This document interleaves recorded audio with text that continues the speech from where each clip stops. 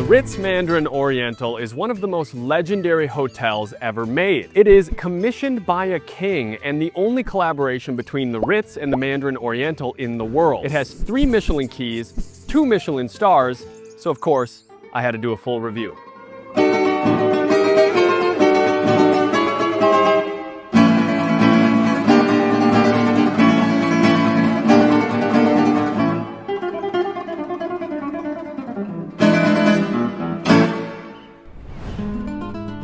You might be wondering, why did the Ritz collaborate with their competitor Mandarin Oriental?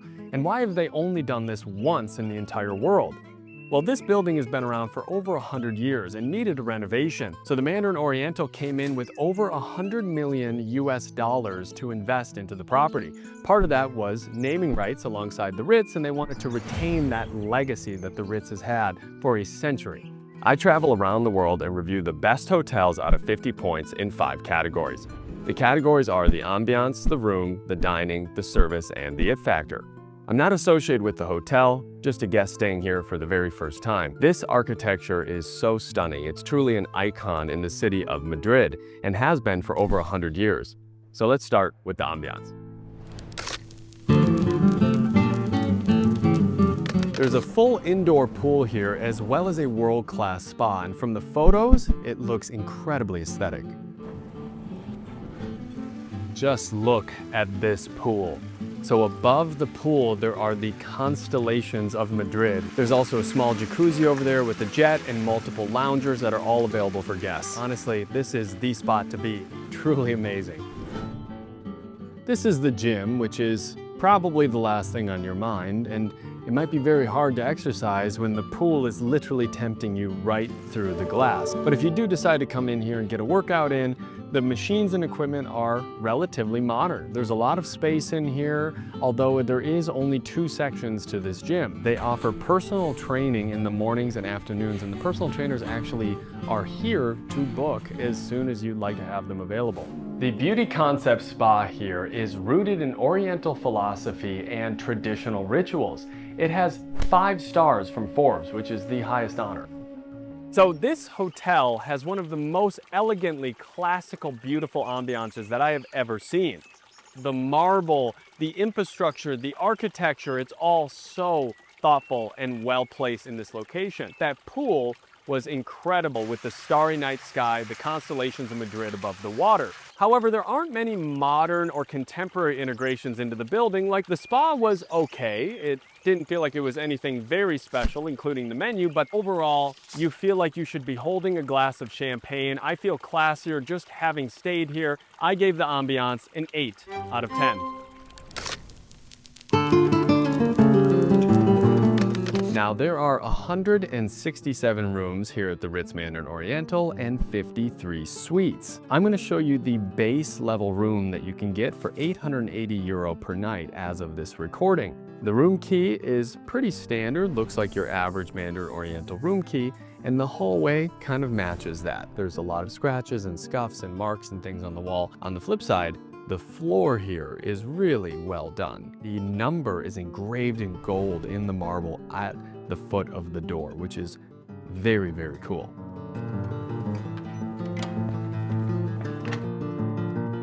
So welcome to the deluxe category at the Ritz Mandarin Oriental.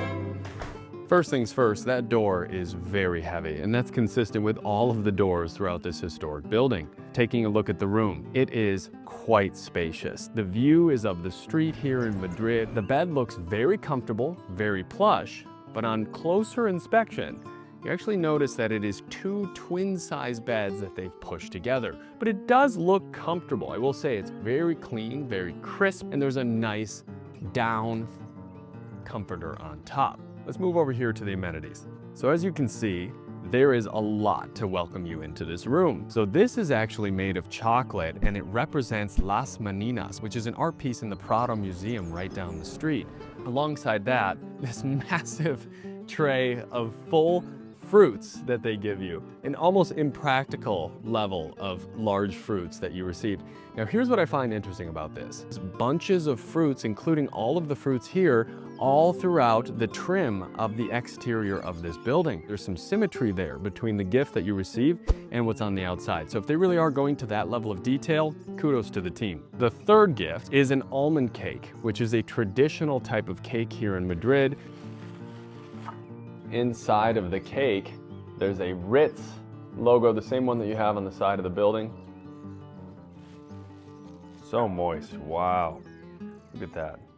So the history of this cake for the Ritz is that Queen Victoria Eugenia actually served this almond cake at her wedding. And when the Ritz opened here many, many years ago, they served a small almond cake to welcome every one of their guests. So now they're honoring that tradition by still welcoming guests with this almond cake. And it's also why it's so good, because they've literally been making it for decades. Not much to see over here other than a pretty interesting gold room control system. Some real leather, real solid wood in the bed frame, and the wall is not a laminate, it's real wood paneling that's painted here. On this side of the room is the mini bar. A couple of different types of popcorn, which are pretty interesting. One here is called Violetta, which is a sweet popcorn with violet. Another interesting thing here is chocolate caviar. So it's a pretty great mini bar with a relatively nice assortment of local snacks, and you can tell that there's some effort that's been put into incorporating Madrid. Now, the final thing in this main room is this corner. Yes, it may not look like much. You have this art piece here, but this is not just a mirror. It actually, so this is glass here, but you can look into the bathroom, and with that, let's get in there and do a shower test. Here in the bathroom, there are some very interesting details. The first of which is this heated towel rack. So you turn this little dial down here and hot water fills these pipes. Another detail in this bathroom is with the tissue paper. Now, little things like this, I think, really add to the artistry of your stay. It is a dual vanity with really nice ambient mood lighting in here. There's every possible amenity you can need, a hairdryer, a curler, body balm, not sure what that is. And if that's not enough, open up your stainless steel metal box and you have even more. You can take all of those. The robe even has a little sign to make sure you know that it's a bathrobe. Let's test the shower. Now, like always, the shower test is 3 criteria points: the size, the ease of use, and the pressure. So on this side, you have a glass window with a door. And over on this side, there's that glass window that you saw before in the living room. So, a little bit confusing. This should turn on the handhelds, and it did. And this should turn on the rain shower. It's not the strongest rain shower that we've seen. That still goes to the Ritz-Carlton Neckawie with that perfect circle. If I were to put my arms around this, I would definitely get wet. My biggest critique about this shower, where it does not pass the shower test, is the size that you have. The water is falling, you have a very narrow space. This is all you have to really stand in the shower, is a small square. Let's turn it off now. So let's go back in the bedroom, get changed, test the bed, and give it a room score.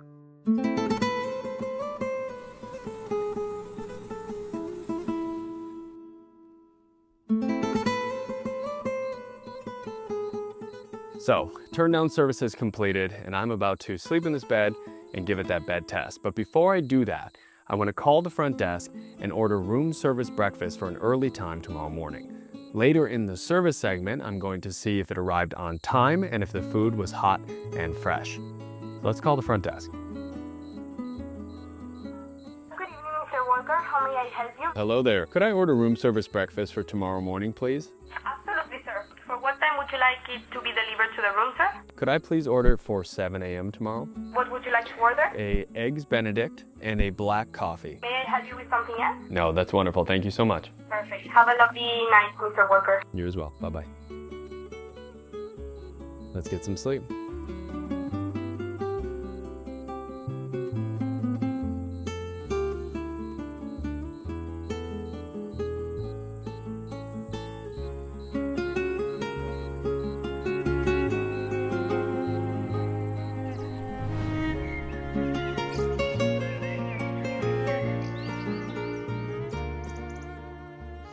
So I slept in this bed last night and the mattress was honestly pretty firm. Whatever mattress topper they have is not very plush. It doesn't have a pillow top to it. It wasn't the best night's sleep. I felt like I was moving all night. And one other thing that's very interesting, this room never got cold. So ever since I've reviewed the Equinox Hotel, I've always set the room to as low of a temperature as I can, and this room never got below 73 degrees. It should have gotten to 66, 67 degrees Fahrenheit, so for whatever reason, it's still quite hot. That plus just the hard mattress wasn't the best night's sleep. All right, let's give it a room tour. Let's go through the positives and negatives. On the positive side, the decor, it works well together. The aesthetic and the design matches the rest of the hotel and feels like you really do have that consistency and sense of place. There are some very cool features in here, like the buttons that control the drapes and the blinds, which are a modern touch, something I always look for, as well as that mirror that opens up into the bathroom. On the negative side, the shower was far too close to the bathtub, which made it kind of an uncomfortable experience, and the bed was solid, but not fantastic. Not as great of a sleep as I've had at other luxury hotels in the same price point. Considering all of this, I gave the room a 7.5 out of 10. In the center of the Ritz Mandarin Oriental is Palm Court. This is their legendary, iconic breakfast location, and on Sunday, they say it's the best brunch in town. They have a buffet as well as an a la carte menu, so we're gonna try a little bit of everything and let you know how it is. So there are a lot of options here at the Palm Court. It ranges from international offerings, Asian offerings, and of course, traditional Spanish offerings as well. So you've got the Iberico ham, which they so beautifully arranged here with a small flower in the center. This is a traditional Spanish dish here, which is a toasted bread, a tomato, and the Iberico ham on top. Let's give that a try. You can never go wrong with the classics. They're very proud of the quality level of their ham, the fact they cut it right here. They also have options like porridge and of course eggs and Greek yogurt. So there is a lot here to try at the breakfast buffet. Overall, one of the best buffets that I've definitely seen. Not the largest, for sure. That goes to the Four Seasons in Seoul. But it is so elegant. What you'll find in most, if not all, of the dining segment here is that every single meal feels like you are dining at a royal palace with elegant, established, and distinguished royalty or celebrities. It's that level of prim, proper, but also comfortable. Now I want to go out to the garden and show you the lunch.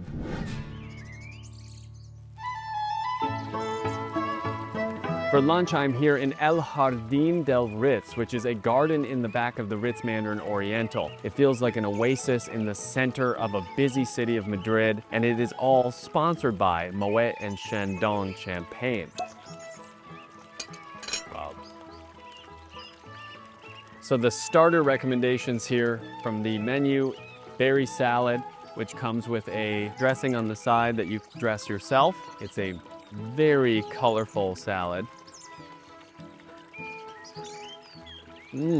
So the dressing is a mixture of pureed raspberries, beets. It is a very, very good starter dish. It's not my favorite salad, but I think it does set the tone for the rest of the dishes here.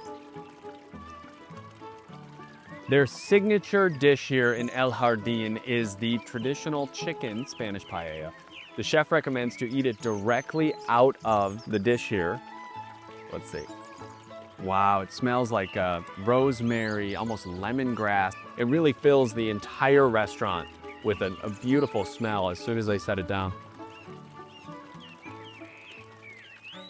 I think it smells a little bit better than it tastes. It's almost like you get right to the point you think where it should be flavor-wise, and it just doesn't have that additional final push or spice or something in there. Would I order it again? Definitely. Is it something I would travel to come and have? Probably not. El Jardín is a wonderful afternoon here. The atmosphere is truly second to none. Next, I want to show you the dinner option at the Ritz Mandarin Oriental, which has multiple Michelin stars. So the dinner restaurant here at the Ritz Mandarin Oriental is a 2 Michelin star called Daisa. So I brought in my 2 friends. What's going on, everybody? I'm Grant. I'm JD.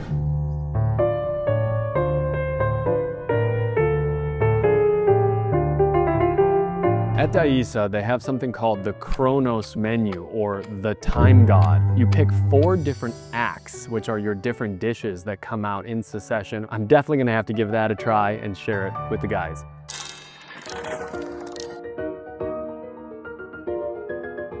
The first appetizer they brought out is an asparagus ice cream in a small cone.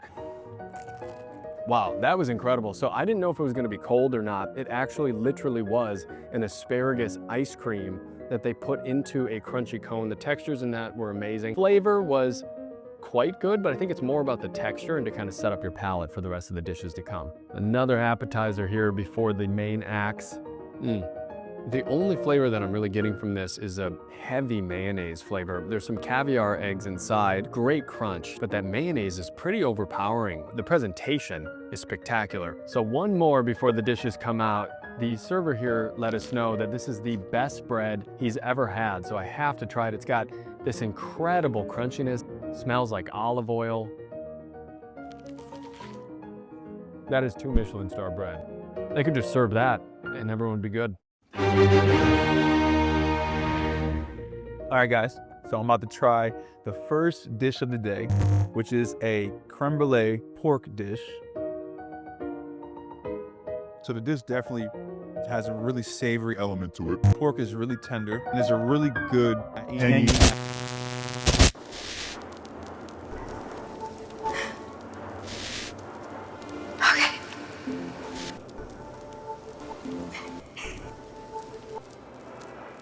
It's such a surreal dream.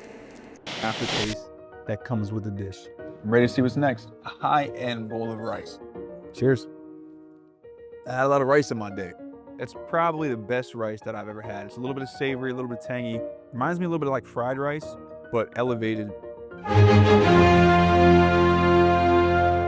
What's going on, everybody? It's JD. I'm about to dive into this beetroot soup. A little appetizer, a little something to get me going over here. So come on this ride with me, folks. Here we go.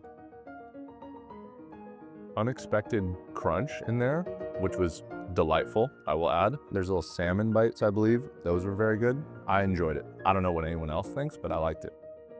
I'm very excited about what is before me here. This amazing fish. Why don't I go ahead and take a bite? Here we go. 1, 2, 3. Interesting. It's a bit tougher on top and it has like a cream sauce. Wow, that is good, dude. It literally just like melts like a creamy lobster. Really, really delicious.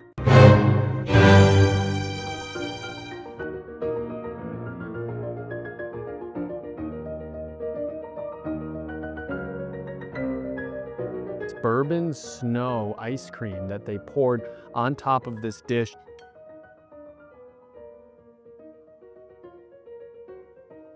That is the best dessert I've reviewed on this channel so far. Everything complements each other wonderfully.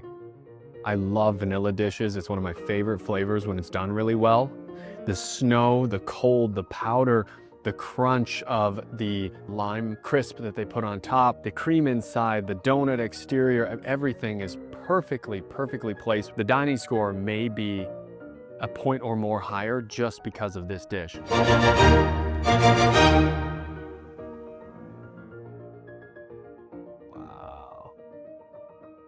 Incredible presentation. So in the 1900s, they used the Ritz, the original Ritz, as a hospital. And so to kind of nod and wink to that time, because at that time, all they had was bread, wine, and cheese, they created desserts that really acknowledge that. So this is a cheesecake with a raspberry white chocolate covering here.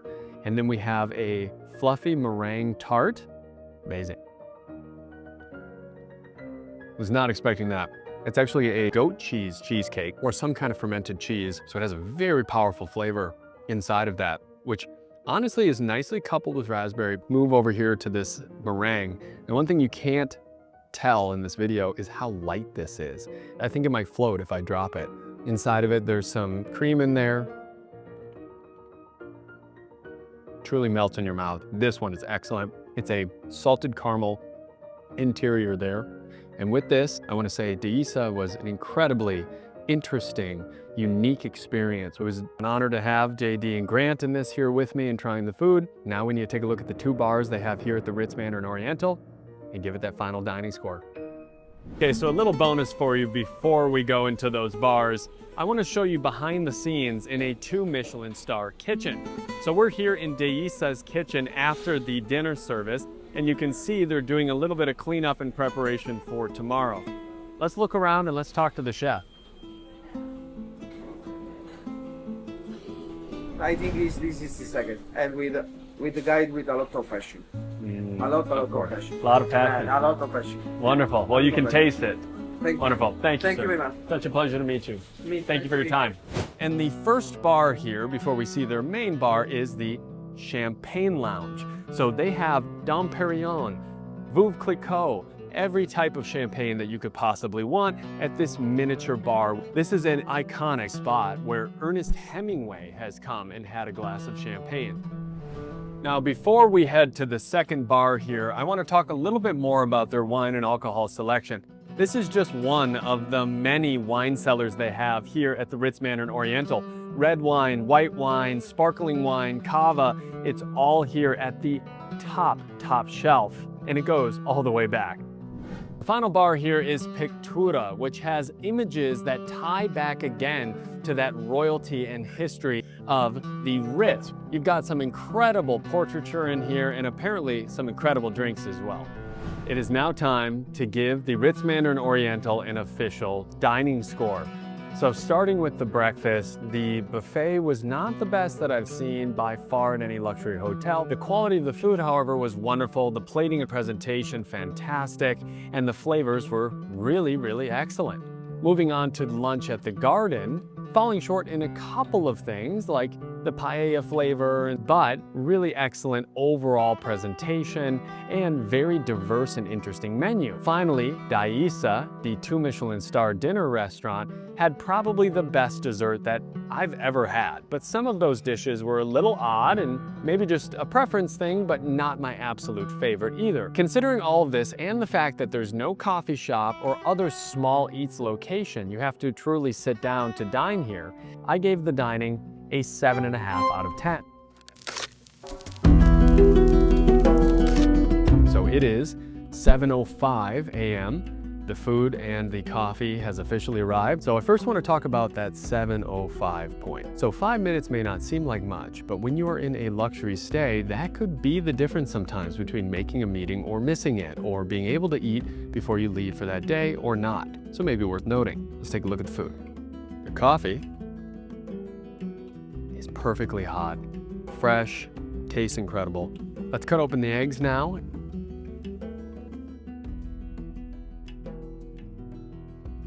So it's not the dining segment, but I will say it is missing a little bit of flavor. The presentation, however, is beautiful. In fact, this is one of the best room service setups that I've seen anywhere. Very elegant. The flowers, the breads, the different jams on a small rotating tray. Now, as far as the breakfast service test goes, they did pass, with a little asterisk that 5 minutes is definitely something I'm going to consider when I'm looking at the service. But we won't know the real service quality until we do the service test.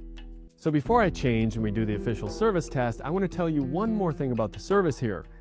They have almost incessantly been bringing us gifts from the moment we arrived. So this is a embroidered pillowcase with an R on there that I can take home. They've also brought chocolates and waters and so many different things to the room throughout this stay. Part of it might be that they know we're filming.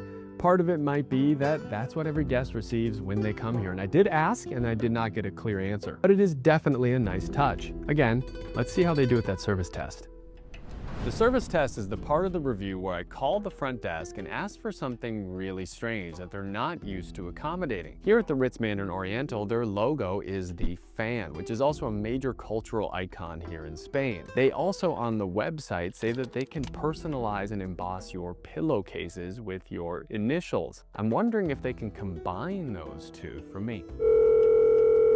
We help you. So I have a kind of an odd request for you. Do you have the ability to possibly bring a fan up to the room? We'll have to check that with our housekeeping team, but let me check with them and I'll call you back. Not to make it even harder, I saw on the website that it says that you can personalize the pillows in certain rooms. I was actually hoping to personalize the fan potentially. Okay, perfect. So let me check. Great, no problem, I'm here. Give Mr. Walker. Thank you. Bye-bye. Okay, he's gonna call us back and give it a shot. This is one of the harder service tests that I've ever asked for, but they've been really great with the service here, so I'm curious if they can accommodate it. Okay, so let's talk about the service throughout the hotel. I wanna show you an example. In the restaurant, they have different styles of reading glasses just in case the guest needs to read the menu at night when the lighting is not as bright. And it's a good indication of the level of care that the staff goes to make sure every guest here feels comfortable and doesn't have any inconvenience. Hello, is it Ryan? I am calling you about the fan. Unfortunately, we didn't have more right now, but we are looking for it. If we find one, we will bring you to your room as soon as possible. Amazing. And did they tell you about the personalization request as well? We don't have that kind of service of the fan. We will be in touch. Bye. Thank you again. Bye-bye. So remember, the service test is not about if they complete it per se. It's about if they put effort into trying to complete it and how they react to the test. So they definitely still pass the service test here at the Mandarin Oriental Ritz. This is something I'll keep forever. Is it that lace, beautiful Ritz-Carlton pearlescent fan that they keep talking about in all of their materials here? No, but it still has the same sentiment. It means the same to me. Now for the service score. The service score is always a difficult one to give at a hotel like this because the staff are all so kind and helpful and friendly, but there's certain things that I look for. For example, in the restaurant, we ordered coffee and asked twice and it still never arrived. We also asked for 2 adapters to the room to convert to US outlets, and those didn't arrive either. There were a couple of things that were just generally missed. On the flip side of that, there's a lot of little things that the staff did that were really incredible, like the glasses they give you to read the menu better at Daiza, or putting our glassware on a tray anytime they brought it to a new location. Everywhere you go, they address you by your last name. You don't have to introduce yourself. So a lot of very good service things are happening here. However, the service score is also a combination of the tests, and the breakfast test was 5 minutes late. They did pass the service test, but it wasn't out of this world passing. However, they also gave us quite a few different gifts in the room and throughout our stay. Now, during check-in, which is also a component of service, there was no welcome drink or welcome amenity at the desk, and there was no late checkout or early check-in, even though we booked through a travel agent. Usually those things are totally standard when you book a luxury hotel through a travel agent, but they were unable to accommodate that here. With all of this in consideration, I gave the service a 7 out of 10.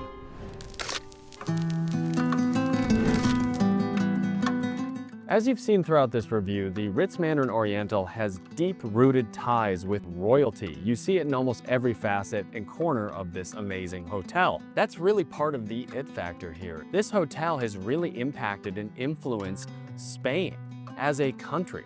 The it factor here is definitely deeply connected to that 110-year history that this hotel has, and that they've retained that classical elegance that they've had the entire century.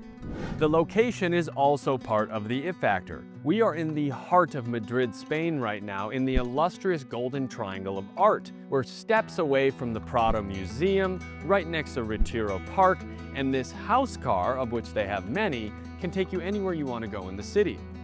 So considering the history, the location, and the value of this hotel, I gave the it factor an 8 out of 10. That was the Ritz Mandarin Oriental here in Madrid. I definitely recommend this hotel next time you're in Spain. However, there may be even better hotels in the area coming to the channel soon. If you add all of the scores together throughout this review, I gave the Ritz Mandarin Oriental in Madrid, Spain, a 38 out of 50. Unfortunately, it's time to check out. Thanks so much for watching. I'm Ryan Walker. We'll see you on the next one.